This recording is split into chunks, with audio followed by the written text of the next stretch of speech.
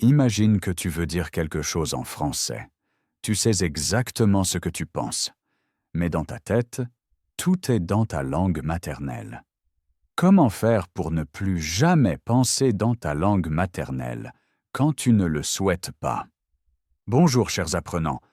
Notre podcast t'aide à comprendre de petites conversations en français. Nous parlons lentement, clairement et avec des phrases courtes. Exactement. Et aujourd'hui, nous avons choisi un sujet passionnant. Julien, peux-tu dire de quoi il s'agit? Aujourd'hui, nous parlons de comment apprendre à penser directement en français.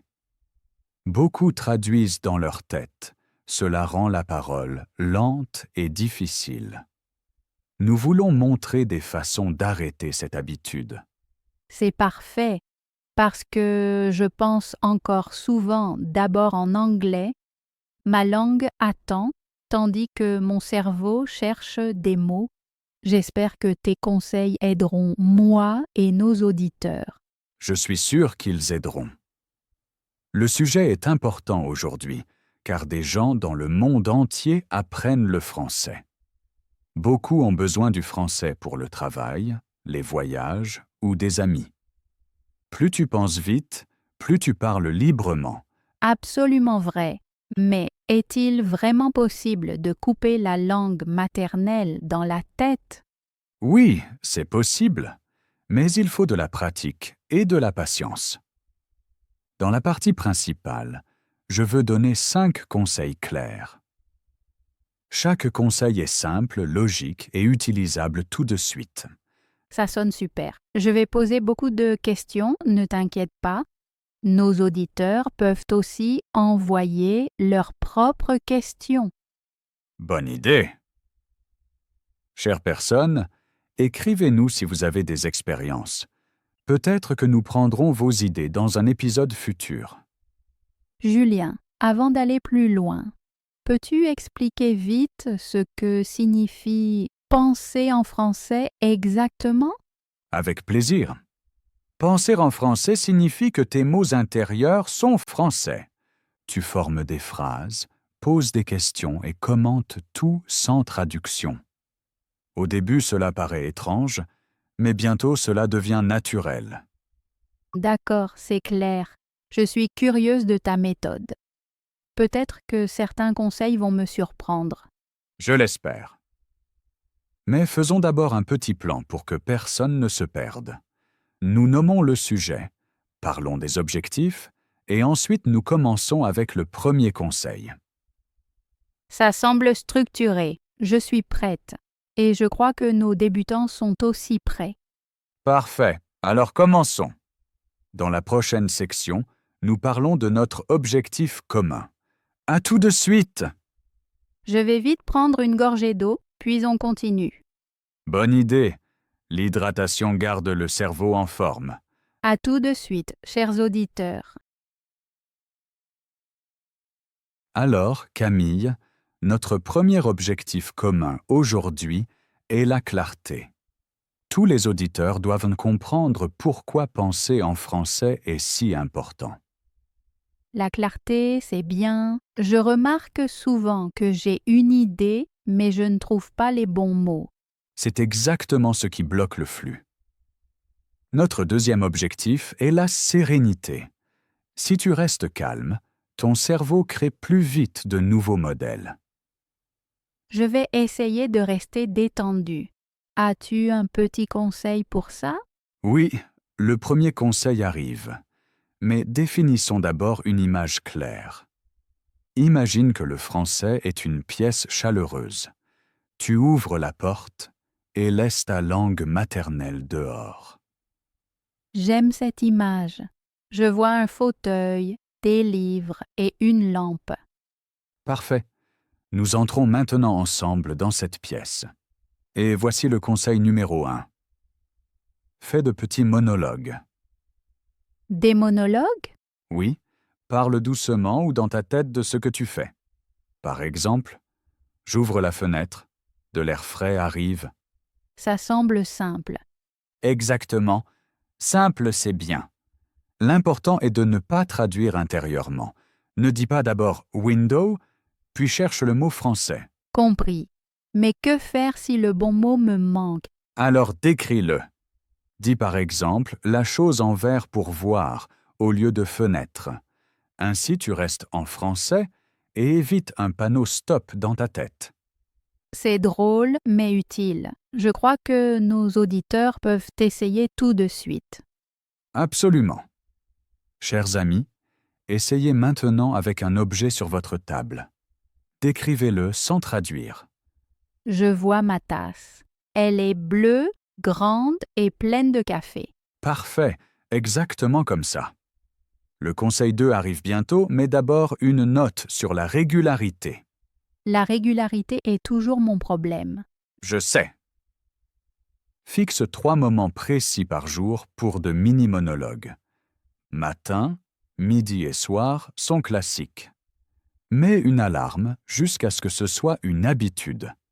J'aime les plans clairs. Je vais utiliser l'alarme de mon téléphone. Très bien. Passons maintenant au conseil 2. Utilise des étiquettes visuelles. Des étiquettes. Oui, écris de petits mots français sur des papiers. Colle-les sur des objets dans ton logement. Chaque fois que tu passes, ton cerveau lit le mot. Je connais ça des enfants. Ils écrivent porte ou chaise partout. Exactement. Cela marche aussi pour les adultes. Tu vois le mot 100 fois et bientôt tu n'y penses plus en anglais. J'aime cette idée. Ma cuisine sera bientôt un petit dictionnaire. Très bien. Un conseil. Change les étiquettes toutes les 2 semaines. Ainsi, le cerveau reste curieux. Logique. Que faire si des invités trouvent les étiquettes bizarres? Alors tu expliques fièrement que tu entraînes ton français. Peut-être qu'ils apprendront avec toi. Ha ha, bonne idée. Donc, nous avons les monologues et les étiquettes. Je me sens déjà plus motivée. Ça me fait plaisir. Avant de présenter le conseil 3, je veux faire un petit exercice. Oh cool, quel exercice. Nous décrivons ensemble le moment, sans penser en anglais. Je commence. Je suis assis. Je parle. Je respire calmement. J'écoute, je hoche la tête, je tiens ma tasse. Très bien. C'était l'exercice. Chers auditeurs, vous voyez comme c'est facile? Je le sens encore plus qu'avant. Parfait. Dans quelques minutes, nous donnerons le conseil 3, mais respirons d'abord. Bonne idée. Une grande respiration aide toujours. D'accord? Inspire profondément. Expire. Et tout de suite, d'autres astuces pratiques.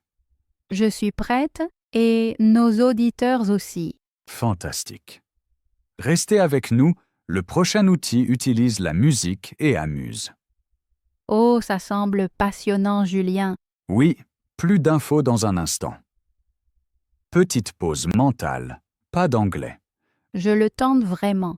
Je compte maintenant doucement en français. 1, 2, 3. Parfait. Notre petit bloc d'objectifs se termine. Dans la prochaine partie, nous irons plus loin dans les méthodes. J'ai hâte. À tout de suite, chers amis apprenants. À tout de suite. Profitez de la pause. Regardez un objet et décrivez-le en français, dans votre tête. Vous pouvez décrire votre téléphone, votre stylo ou votre clé. Ainsi commence votre pensée en français.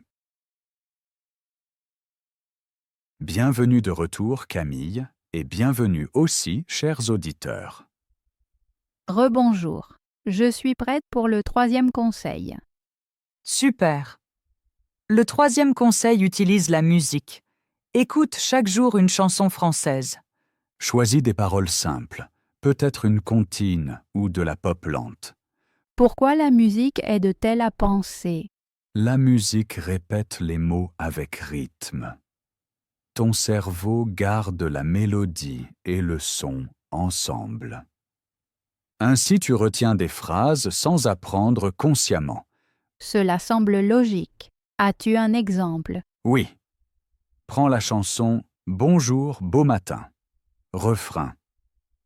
Je me lève, je souris fort. Chante fort avec. Tu ne penses pas à la traduction, seulement au son. Je comprends. Je peux chanter en cuisinant. Exactement. Après quelques jours, les phrases surgissent soudain dans ta tête. Alors je pense automatiquement en français. Oui. Un autre truc. Lis les paroles une fois à voix haute. Concentre-toi sur la prononciation, pas sur la grammaire. D'accord, je peux le faire tout de suite. Bien. Maintenant, conseil 4. Le shadowing. Le shadowing? Ça sonne mystérieux? Cela veut dire répéter. Tu écoutes un court audio et tu répètes aussitôt. Tu copies le ton, le rythme et l'accentuation. Quelle longueur pour l'audio? Au début, seulement 10 secondes. Une seule phrase suffit. Par exemple, je vais aujourd'hui au parc. Donc j'écoute la phrase et je la répète aussitôt. Oui, sans pause. Garde exactement la même intonation. J'ai peur de faire des erreurs. Les erreurs sont permises. L'essentiel est le flux. La perfection viendra plus tard. Bien, je vais essayer. Un conseil. Enregistre-toi avec ton téléphone. Tu écoutes ta voix et tu ajustes de petits détails. Ça paraît utile même si je trouve ma voix bizarre. Tout le monde pense ça au début. Après, c'est normal. Combien de fois dois-je pratiquer le shadowing? 3 fois par semaine, 5 minutes par séance. Court et concentré. D'accord, c'est faisable. Passons au conseil 5. Le journal de pensée. Un journal, c'est écrit, non? Oui, mais ici nous notons seulement des mots-clés. Le but est de noter vite tes pensées en français. À quoi ressemble une page? En haut, la date.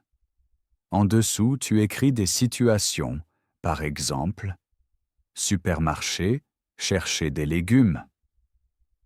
À côté, tu notes la phrase intérieure en français. Où sont les tomates? Donc pas de long texte, seulement de brèves pensées. Exact. Ainsi, tu entraînes la formulation rapide. Je pense que cela m'aidera à penser plus clairement. Et après une semaine, lis tout à voix haute. Cela répète le vocabulaire. Astucieux. Je vois des schémas et je repère des manques. S'il te manque des mots, cherche-les et ajoute-les. Ainsi, mon vocabulaire grandit de façon ciblée. Oui. Et parce que ce sont tes propres pensées, elles restent plus longtemps. Julien, puis-je poser une question intermédiaire? Bien sûr, Comment combiner musique, shadowing et journal sans être dépassé? bonne question. Lundi musique, mercredi shadowing, vendredi lecture du journal à voix haute. Entre les deux, petits monologues et étiquettes, comme déjà vu. Donc un plan hebdomadaire? Oui. Un plan clair réduit le stress. Et si quelqu'un a moins de temps? Alors il choisit seulement 2 méthodes. La qualité avant la quantité. Ça soulage. Peut-on aussi pratiquer avec des amis? Bien sûr. Retrouvez-vous en ligne ou au parc. Choisissez un sujet, parlez 5 minutes seulement en français. Si quelqu'un passe à l'anglais? Alors vous riez un peu et revenez au français. Ainsi, cela reste amical et efficace. Exact. Et vous vous motivez mutuellement. J'ai encore une idée pour nos auditeurs. Peut-être peuvent-ils nous envoyer leur planning de la semaine. Bonne idée? Nous aimons lire comment vous pratiquez. Et nous donnerons un retour dans un épisode futur. Parfait. Autre point. Utilisez vos passions. Lisez une petite recette si vous aimez cuisiner. Ou regardez un tutoriel français de dessin. Ainsi, on lit plaisir et apprentissage. Exact. Le cerveau adore les sujets qui amusent. Je vais chercher une vidéo de pâtisserie en français. Très bien. Et n'oublie pas de parler à voix haute. Je parlerai donc avec mon gâteau, c'est drôle. L'humour aide toujours. Rire détend la langue. Julien, je me sens très motivée en ce moment. C'est le but. La motivation garde la routine vivante. Tu as beaucoup expliqué. Peux-tu résumer les 3 nouveaux conseils? Avec plaisir. Premièrement, chanter la musique. Deuxièmement, le shadowing. Troisièmement, le journal de pensée. Merci, c'est clair. Plus tard, nous montrerons comment mesurer les progrès. Oh, passionnant. Mais buvons d'abord une gorgée d'eau. Bonne idée. L'hydratation d'abord. À tout de suite, chers amis apprenants. Restez avec nous et continuez à penser en français. Alors, Camille, parlons maintenant de comment mesurer les progrès. J'attendais ça.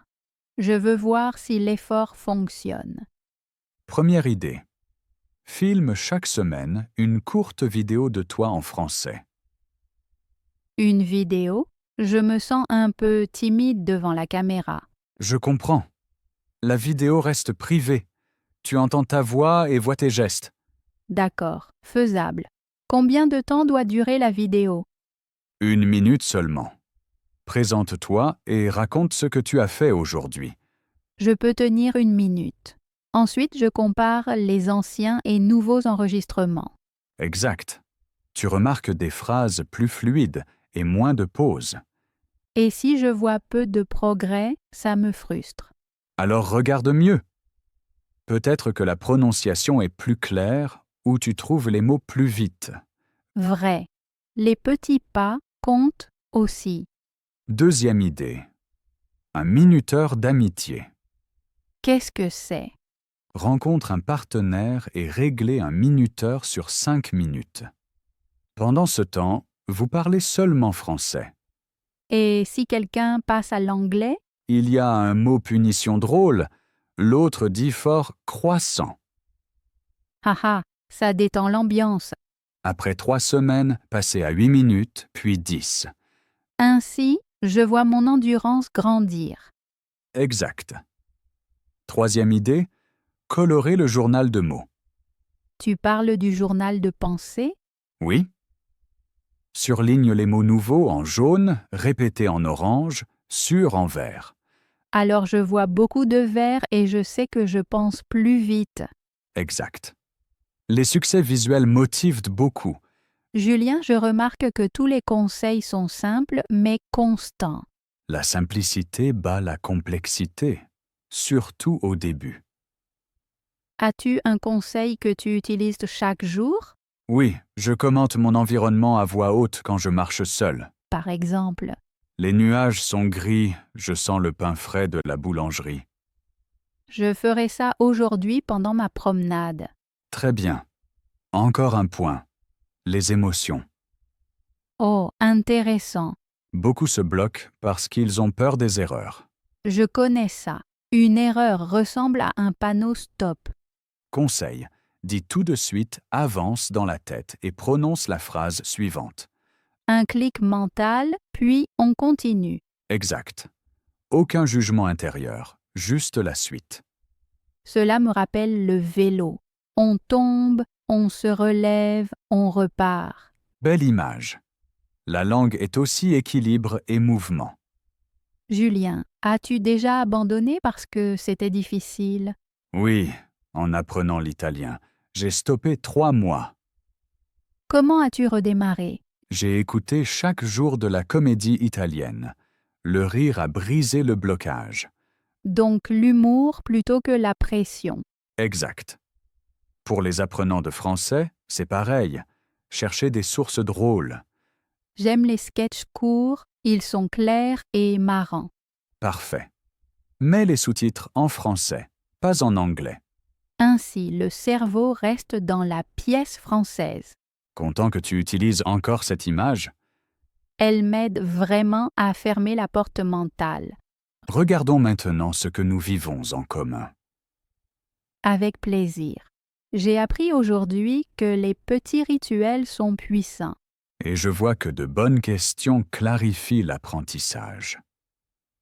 Nos auditeurs remarquent peut-être que nous apprenons encore aussi. Absolument. Enseignants et apprenants se confondent souvent. Je veux tester une chose. Je réglerai le minuteur demain matin. Alors écris-moi si le mot « croissant » est sorti. C'est noté. Je suis sûr que tu resteras 5 minutes en français. Je ferai de mon mieux. Encore un point commun. Célèbre tes réussites à voix haute. Que veux-tu dire? Dis fort « Youpi », c'était fluide quand une phrase sort bien. Ça semble bête, mais la joie fixe le souvenir. Exact. Le cerveau adore la dopamine.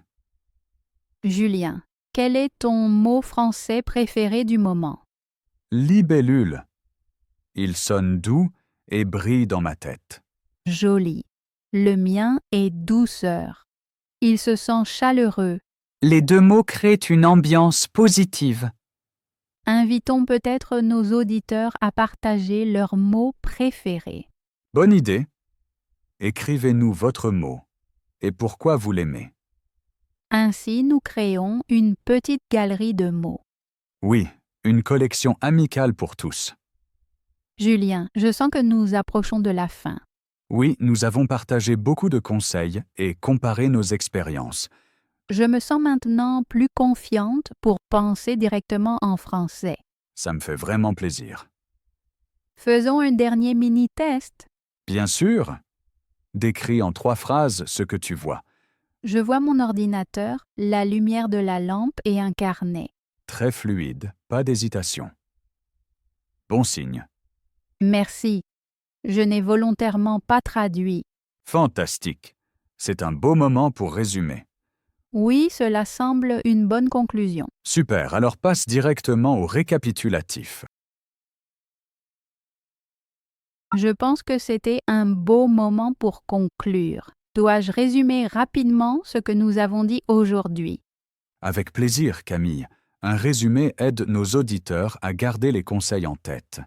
D'abord, nous avons expliqué pourquoi penser directement en français est si important. Traduire prend du temps, rend les phrases lentes et enlève le rythme. Puis est venu le conseil 1. Petit monologue sur le quotidien, 3 moments fixes par jour. Conseil 2. Des étiquettes colorées dans la maison. Ainsi, les yeux et le cerveau voient les mots français partout. Troisièmement, tu as proposé la musique.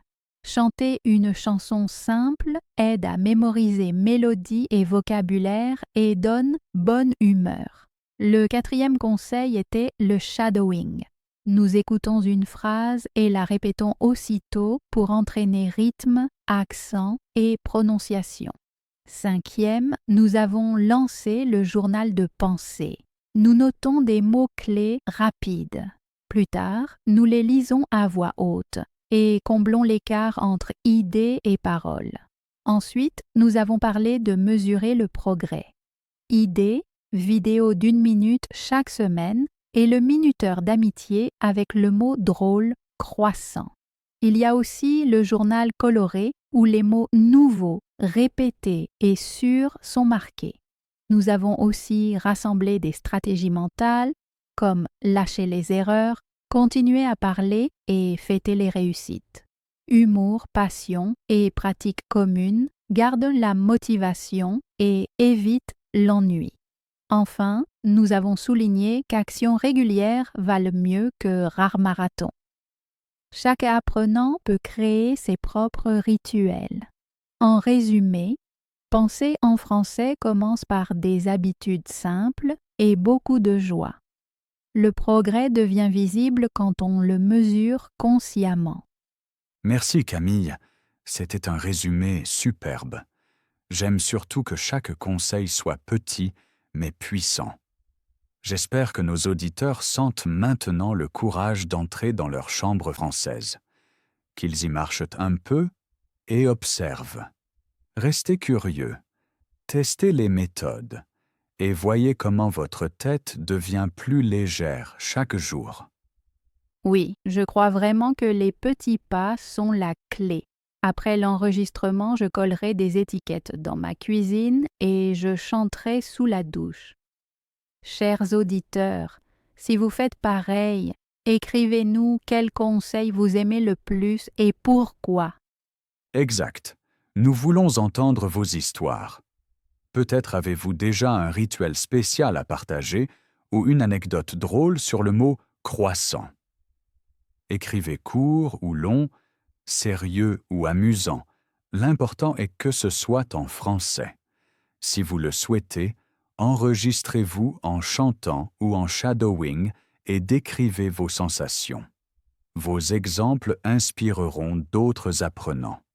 Avant de dire au revoir, je remercie chacun d'avoir écouté aujourd'hui. Vous avez donné du temps, de l'énergie et de la bonne humeur. Cela montre votre passion pour la langue. Ne vous comparez pas trop aux autres. Célébrez chaque petit succès. Nous sommes fiers de vous et heureux d'être dans vos oreilles la prochaine fois. Nous disons donc au revoir pour aujourd'hui. Restez motivés, patients et amusez-vous dans le processus. Plus souvent vous pensez « je tente ça » en français, plus cela devient naturel. Merci de tout cœur pour votre écoute et à très bientôt dans un autre épisode. Et n'oubliez pas de vous offrir de petites récompenses.